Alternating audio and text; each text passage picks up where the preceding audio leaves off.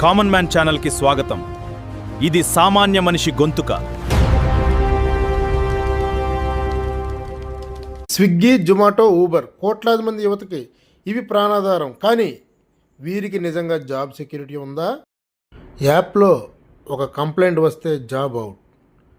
చట్ట ప్రకారం వీరు ఆ కంపెనీలకు ఉద్యోగులు కాదు, కేవలం భాగస్వాములు.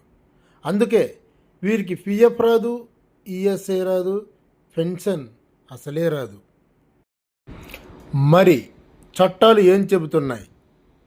కేంద్ర ప్రభుత్వం 2020లో సోషల్ సెక్యూరిటీ కోడ్ తెచ్చింది, కానీ అది ఇంకా ఫుల్ టైం అమల్లోకి రాలేదు. గుడ్ న్యూస్ ఏంటంటే రాజస్థాన్ ప్రభుత్వం దేశంలోనే తొలిసారిగా గిగ్ వర్కర్స్ యాక్ట్ 2023 తెచ్చింది. ప్రతి ఆర్డర్ పైన కొంత ఫండ్ కట్ చేసి ఆ డబ్బును నేరుగా వర్కర్ల సంక్షేమానికి వాడతారు. ఈ దెబ్బతో తెలంగాణ, కర్ణాటక కూడా గిగ్ వర్కర్లకు ఫ్రీ యాక్సిడెంటల్ బీమా ప్రకటించాయి. కానీ కనీస వేతనం గ్యారంటీ ఇచ్చే కఠినమైన చట్టం దేశవ్యాప్తంగా రావాల్సి ఉంది. మరి గిగ్ వర్కర్లకు కూడా పర్మనెంట్ ఉద్యోగుల హక్కులు ఇవ్వాలా వద్దా?